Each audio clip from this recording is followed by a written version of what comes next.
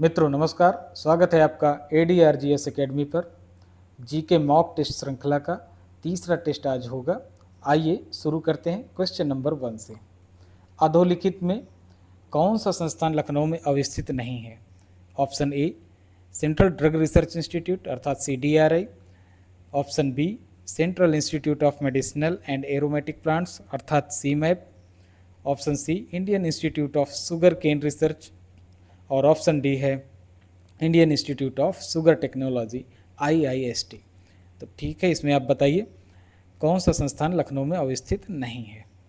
तो इसका सही आंसर है ऑप्शन डी IIST। IIST आपका कहाँ पर है? कानपुर। ठीक है, आप देखिए थोड़ा सा ही अंतर है इसमें, शुगर केन और शुगर टेक्नोलॉजी है और ऊपर लखनऊ में रिसर्च। तो ऊपर के जो तीन स्थल हैं आपकी CDRI, CMAP और IISR, ये आपके हैं लखनऊ में, जबकि IIST है आपका कानपुर। तो आप एक ही क्वेश्चन से आपने 4 इंस्टीट्यूट देख लिए और इसका लाभ आपको मिलेगा, कम समय में ज़्यादा जानकारी आपको प्राप्त होगी। तो आइए शुरू करते हैं दूसरा क्वेश्चन। क्वेश्चन नंबर 2, सुर वसुधा का आयोजन कहाँ किया गया? बहुत ही इंपॉर्टेंट है, हाल ही में चर्चा में रहा है। ऑप्शन ए नई दिल्ली, ऑप्शन बी जम्मू, अमृतसर आपका सी है और डी ऑप्शन है आपका वाराणसी। तो इसका सही उत्तर है वाराणसी। सही उत्तर है वाराणसी। ठीक, सुर वसुधा क्या है? ये संगीत कार्यक्रम है G20 जो हाल ही में भारत में नई दिल्ली में आयोजित हुआ। उसमें G20 के सदस्य देश साथ ही आमंत्रित देश के 101 संगीतज्ञों ने बनारस में संगीत का शानदार प्रदर्शन किया और इसे ही सुर वसुधा का नाम दिया गया। इसे याद रखिए, बहुत ही इंपॉर्टेंट है। आगे चलते हैं। प्रशासनिक अधिकारियों की नियुक्ति के लिए प्रतियोगिता परीक्षा का आयोजन कब किया गया? ठीक है, यहाँ तात्पर्य है कि प्रतियोगिता परीक्षा का आयोजन सबसे पहले कब किया गया। तो option A 1853, option B 1922, option C 1926 और ऑप्शन डी है आपका 1863। तो इसका सही आंसर है 1853। Option A is right answer. क्या है ये? शुरू में परीक्षा केवल लंदन में आयोजित होती थी, लेकिन 1922 ये जो आपकी तिथि है ये भी इसी से संबंधित। 1922 की परीक्षा लंदन के साथ साथ भारत में इलाहाबाद में भी पहली बार आयोजित हुई। और अगर बात करें 1863 को, खास बात क्या थी? तो सत्येंद्र नाथ टैगोर पहले भारतीय थे जो इस सेवा के लिए चुने गए। ठीक है, 10 साल बाद जब से परीक्षा आयोजित हुई प्रतियोगिता परीक्षा के माध्यम से, तो 10 साल बाद कोई भारतीय इस पद पर बन सका। और गौरव किसे मिला? सत्येंद्र नाथ टैगोर। ये भी पूछा जाता है, आप याद रखिए। आगे चलते हैं। क्वेश्चन है अगला आपका, अधोलिखित में असत्य कथन है। याद रखें, असत्य कथन पूछा गया है। ठीक है, और जैसे ही असत्य पूछा जाए वैसे ही आप कान खड़े होकर करके सतर्क हो जाया करिए। ऑप्शन ए है भारत का अक्षांशीय और देशांतरीय विस्तार लगभग समान है। तो ये कथन क्या है? सत्य। ठीक, अक्षांशीय और देशांतरीय विस्तार भारत का लगभग समान है और वो है कितना? 30 डिग्री के आसपास। ठीक है, लगभग की बात की है, एग्जैक्ट की बात नहीं, और दोनों आसपास। ठीक है, भारत की स्थलीय सीमा 15,200 किलोमीटर है, तो ये भी सही है। ऑप्शन सी भारत सबसे छोटी सीमा अफगानिस्तान के साथ साझा करता है। ठीक है, तो ये भी आंसर आपका सही है। आप इसमें कंफ्यूज मत होइए कि POK से साझा करता है, भारत से नहीं। POK अधिकृत रूप पाकिस्तान ऑक्युपाइड है, ऑफिशियली भारत का ही हिस्सा है और वर्तमान में लद्दाख क्षेत्र इसको स्पर्श करता है। पहले जम्मू कश्मीर करता था। ठीक है, तो कश्मीर के बजाय लद्दाख इसको टच करता है और ये मात्र 106 किलोमीटर की पट्टी है जो भारत को स्पर्श करती है, सबसे छोटी सीमा है। ठीक है, भारत विश्व का दूसरा सबसे बड़ा जनसंख्या वाला देश है। अब बताइए यहाँ पर सही क्या है? ये आपका गलत हो चुका है, क्योंकि चीन को पछाड़कर भारत क्या है? दुनिया का सबसे ज़्यादा जनसंख्या वाला देश बन चुका है। तो असत्य कथन पहचानना है, तो इनमें जो उल्टा है, इनमें जो गलत है वही सही है। तो आंसर होगा आपका डी। ठीक, आगे चलते हैं। भारतीय चुनाव आयोग ECI ने राष्ट्रीय मतदाता जागरूकता राजदूत के रूप में किसे चुना है? ECI अर्थात इलेक्शन कमीशन ऑफ इंडिया चूँकि शब्द संक्षेप भी आपके सिलेबस में, तो आप इनको भी ध्यान देते जाइए साथ साथ। इलेक्शन कमीशन ऑफ इंडिया ने राष्ट्रीय मतदाता जागरूकता राजदूत के रूप में किसे चुना है? नीचे ऑप्शन दिए गए हैं, उनमें से आपको सही चुनना है। Option A Virat Kohli, option B Rohit Sharma, C Kapil Dev और डी सचिन तेंदुलकर। तो सही उत्तर बताइए। सही आंसर है आपका डी, सचिन तेंदुलकर। ठीक, राइट आंसर इज डी। आगे देखते हैं, बहुत ही कंफ्यूज करने वाला क्वेश्चन है और अक्सर आप इसमें विवाद में आ जाते हैं कि वास्तव में इसका सही उत्तर क्या है, और आयोग भी समस्या खड़ी कर देता है, इसीलिए इस क्वेश्चन को मैंने जानबूझकर डाला है। क्वेश्चन है अगला, उत्तर प्रदेश की सीमा को स्पर्श करने वाले राज्यों की संख्या है, बताइए। 9 है ऑप्शन ए में, बी 7, सी है आपका 8 और डी है आपका उपरोक्त में से कोई नहीं। तो इसका सही आंसर है 8। ठीक है, 8 इज द राइट आंसर। यहाँ जब केवल राज्य लिखा हो, स्पेसिफाई ना कर रहा हो यूटीज़ के विषय में, केंद्र शासित प्रदेश के विषय में, यूनियन टेरिटरीज़ के विषय में, तो आपको राज्य का मतलब संप्रभु राज्य से लेना है। चाहे जैसा आंसर किया है, आपको यही मानना है संप्रभु राज्य की बात हो रही है, और संप्रभु राज्य में यूटीज़ नहीं आते, केंद्र शासित राज्य नहीं आते, संघ शासित राज्य नहीं आते। तो भारत में 8 राज्य हो जाते हैं, उत्तराखंड, हिमाचल प्रदेश, हरियाणा, राजस्थान, मध्य प्रदेश, छत्तीसगढ़, झारखंड और बिहार। ठीक, दिल्ली को आप छोड़ देंगे जब तक कि स्पेसिफाई करके नहीं पूछता। ठीक है, आगे चलते हैं। कांग्रेस के किस अधिवेशन में पूर्ण स्वराज का लक्ष्य निर्धारित किया गया? कांग्रेस के अधिवेशन हो रहे थे स्वतंत्रता संघर्ष के दौरान, उसमें पूर्ण स्वराज का लक्ष्य निर्धारित किस अधिवेशन के अंतर्गत किया गया? Option A Karachi, option B Ahmedabad, option C Kolkata, option D Lahore. ठीक, तो इसका सही आंसर बताना है आपको। सही आंसर है आपका लाहौर। 1929 को लाहौर में जवाहरलाल नेहरू की अध्यक्षता में कांग्रेस के अधिवेशन का सूत्रपात हुआ और इसमें पूर्ण स्वराज का लक्ष्य निर्धारित किया गया। कराची अधिवेशन आपका 1931 का है और इसकी अध्यक्षता सरदार वल्लभ भाई पटेल ने की थी। ठीक है, तो 1929 अगर बात की जाए कभी, तो 1929 में कभी भी कांग्रेस का अधिवेशन नहीं हुआ। क्लियर।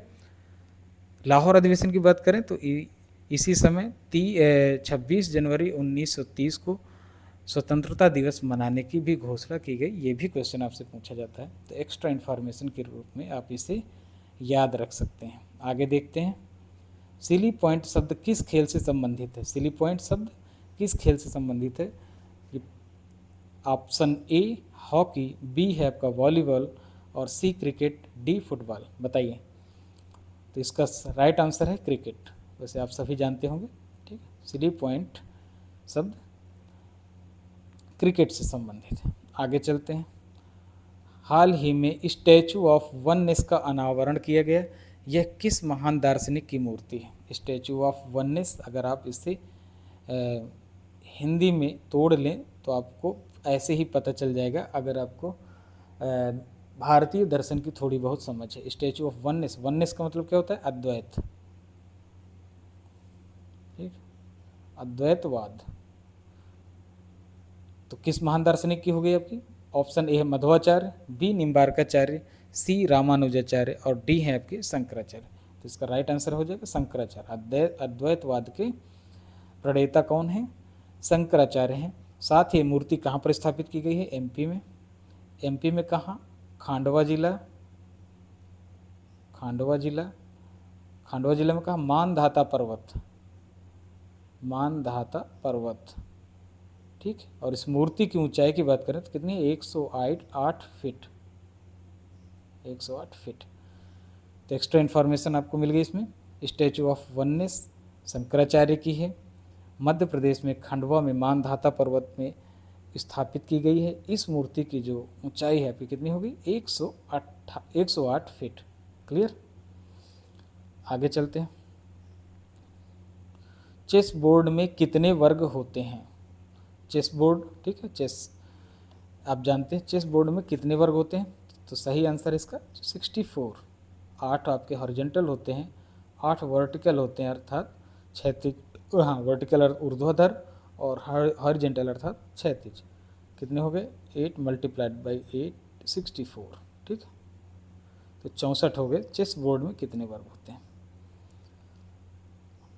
आगे चलते हैं। अधोलिखित में सुमेलित नहीं है, आपको बताना है। नीचे दो चीज़ें दी गई हैं, ठीक है, खोज और उनसे संबंधित वैज्ञानिक। तो सुमेलित नहीं है बताना है।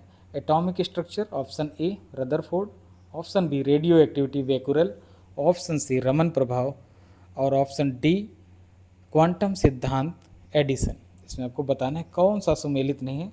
तो आपका सही आंसर है ऑप्शन डी एडिसन। ये आपका क्या है? सुमेलित नहीं है। तो जो सुमेलित नहीं है वही आपको बताना है। बाकी आपके तीनों सही हैं। एटॉमिक स्ट्रक्चर अर्थात परमाणु की संरचना रदरफोर्ड ने इसकी खोज की थी। साथ ही परमाणु में न्यूक्लियस की खोज, नाभिक की खोज भी रदरफोर्ड की गई है, रदरफोर्ड के द्वारा की गई है। रेडियो एक्टिविटी की बात करें तो बेकुरल इसके खोज करता है। आप इसमें मैडम क्यूरी से कन्फ्यूज न हुई। मैडम क्यूरी ने रेडियम की खोज की थी, जबकि गुण अर्थात रेडियो एक्टिविटी या रेडियो एक्टिविता इसकी खोज बेकुरल ने की है। रमन प्रभाव की बात करें तो सीवी रमन की ही खोज है। ठीक, तो आपका आंसर हो गया क्वांटम सिद्धांत एडिसन ने नहीं, प्लैंक ने दिया था। ठीक, किसने? Max Planck. क्लियर? आगे चलते हैं। निम्नलिखित में से प्राकृतिक बहुलक नहीं है। ठीक, नेचुरल पॉलीमर नहीं है। ऐसा कौन? कुछ पॉलीमर दो तरह के होते हैं, आपको पता है, नेचुरल और आर्टिफिशियल, सिंथेटिक जिसे बोलते हैं।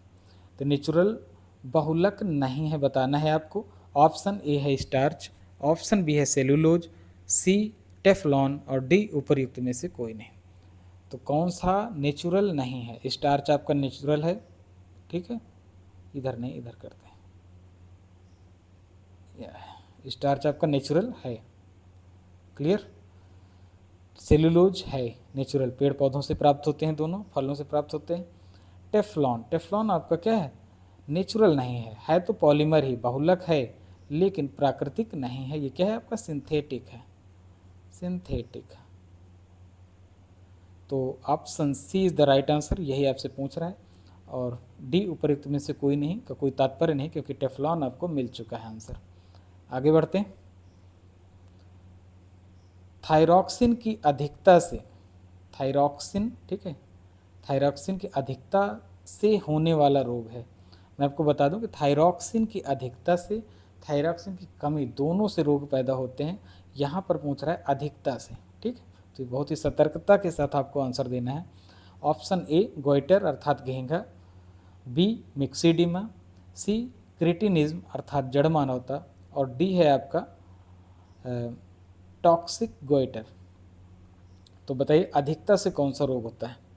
तो इसका राइट आंसर है, इधर करते हैं हम लोग।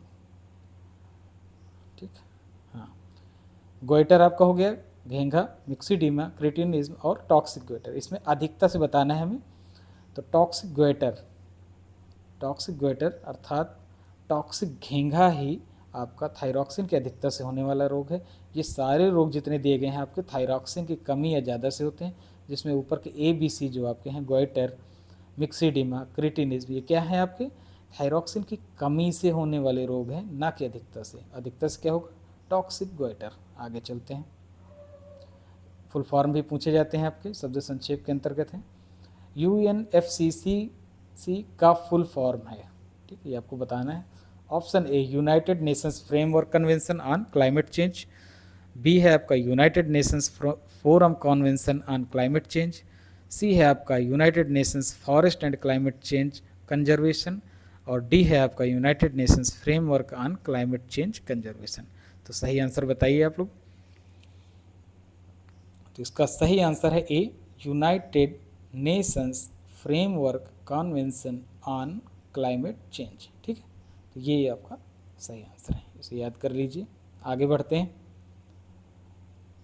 अगला क्वेश्चन है, चंद्रयान 3 मिशन के प्रज्ञान रोवर ने चंद्रमा की सतह पर किस तत्व की मौजूदगी की पुष्टि की है? हाल ही में चंद्रयान 3 मिशन को अंजाम दिया गया है, प्रज्ञान रोवर गया हुआ है साथ में, उसने किसी तत्व की खोज की, पुष्टि की है, सिद्ध किया है। तो आपको बताना है। Option A phosphorus, B manganese, C iron और डी सल्फर। इसमें कौन सा तत्व है जिसकी उसने चंद्रमा की सतह पर पुष्टि की है? तो इसका राइट आंसर है सल्फर डी। ठीक है, दक्षिणी ध्रुव पर ये भेजा गया है मिशन। ठीक है, दक्षिणी ध्रुव पर जाने वाला पहला सफल मिशन है और दक्षिणी ध्रुव पर भी उसने सल्फर की खोज की है। ठीक है, तो अगर लोकेशन पूछता है तो आपको ये बताना है दक्षिणी ध्रुव, चंद्रमा के दक्षिणी ध्रुव पर। ठीक है, आगे चलते हैं। राष्ट्रीय खेल दिवस किस खिलाड़ी की याद में मनाया जाता है? राष्ट्रीय खेल दिवस किस खिलाड़ी की याद में मनाया जाता है? Option A major Dhyanchand, B Balbir Singh, C Madan Lal और डी दलीप सिंह। बताइए, राष्ट्रीय खेल दिवस आपका कब मनाया जाता है? 29 अगस्त। ठीक, डे भी आपको याद रखने हैं, 29 अगस्त को मनाया जाता है और ये मनाया जाता है मेजर ध्यानचंद। ठीक है, हॉकी के जादूगर, ठीक है, द मैजिशियन, द विजार्ड, ये सारी इनकी उपाधियाँ हैं। तो ये क्लियर हो गया आपको, राष्ट्रीय खेल दिवस के मेजर ध्यानचंद के की याद में मनाया जाता है और प्रतिवर्ष 29 अगस्त को ये दिवस मनाया जाता है। आगे चलते हैं। जीते जी इलाहाबाद, जीते जी इलाहाबाद पुस्तक के लेखक या लेखिका हैं? Option A Shivani, B Mamta Kalia, C Dharamvir Bharati, D Harivansh Rai Bachchan. जीते जी इलाहाबाद पुस्तक के लेखक बताइए। तो इसका राइट आंसर है ममता कालिया। ठीक है, ममता कालिया की रचना है, प्रसिद्ध रचना है। आगे चलते हैं। अंतरराज्य परिषद का गठन कौन करता है? ठीक है, अंतरराज्यीय परिषद का गठन कौन करता है? तो ऑप्शन ए प्रधानमंत्री, बी संबंधित राज्यों के राज्यपाल, सी राष्ट्रपति और डी है आपके गृह मंत्री। बताइए, तो इसका राइट आंसर है राष्ट्रपति। ठीक है, राष्ट्रपति आर्टिकल 263 के तहत अंतर्राज्यीय परिषद के गठन की शक्ति रखता है। ठीक है, साथ ही इस अंतर्राज्यीय परिषद की अध्यक्षता प्रधानमंत्री करते हैं, वहाँ अध्यक्षता राष्ट्रपति नहीं करते। केवल परिषद के गठन का अधिकार है, अध्यक्षता प्रधानमंत्री करते हैं। ठीक है, तो एक्स्ट्रा इन्फॉर्मेशन आपको प्रधानमंत्री के रूप में मिल गई कि अध्यक्षता के रूप में। साथ ही इस परिषद का गठन क्यों किया जाता है? तो इसके दो उद्देश्य हैं, केंद्र और राज्यों के मध्य समन्वय स्थापित करना। अगर कोई विवाद की स्थिति पैदा हो गई, एक राज्य से दूसरे राज्य के बीच या कई राज्यों के बीच अर्थात राज्यों के बीच विवाद की स्थिति में समन्वय स्थापित करना इस परिषद का कार्य है। और आर्टिकल 263 में भारतीय संविधान के अंतर्गत इसके प्रावधान निहित है। आगे चलते हैं। अविश्वास प्रस्ताव के द्वारा हटाए जाने वाले प्रधानमंत्री कौन हैं? अविश्वास प्रस्ताव के द्वारा हटाए जाने वाले प्रधानमंत्री कौन हैं? Option A Morarji Desai, B H D. Deve Gowda, C I K. Gujral और डी हैं आपके वी.पी. सिंह अर्थात विश्वनाथ प्रताप सिंह। ये सारे प्रधानमंत्री हैं, इनमें से कोई एक अविश्वास प्रस्ताव के द्वारा हटाए गए हैं, यही आपको बताना है। तो राइट आंसर है आपके वी.पी. सिंह।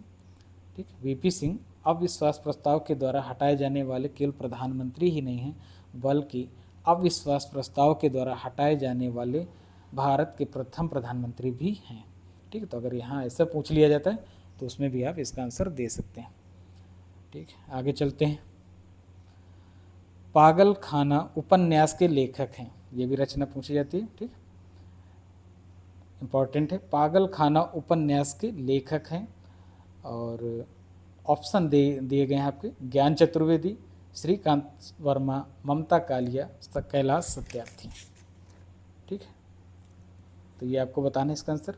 इसका राइट आंसर है ज्ञान चतुर्वेदी। ठीक है, व्यंग्यकार हैं और संभवतः 2021 या 22 में इस उपन्यास को व्यास सम्मान भी मिला हुआ है। खैर यहाँ में केवल लेखक के नाम से मतलब, तो ज्ञान चतुर्वेदी की रचना है पागल खाना। ठीक, ये उपन्यास है। क्लियर? तो ये हो गया आपके मॉक टेस्ट में 20 क्वेश्चन की प्रैक्टिस जो हमारे कार्यक्रम में निहित है। और आप चैनल को सब्सक्राइब करके, शेयर करके, लाइक करके हमारा समर्थन कर सकते हैं। हमारे पूरे प्रोग्राम फ्री हैं, कोई भी पेड कोर्स नहीं है। तो निश्चित रूप से आपको बिना किसी झंझट के इसका लाभ मिलेगा। Thank you very much. मिलते हैं अगले टेस्ट में या अगले किसी अन्य प्रोग्राम में।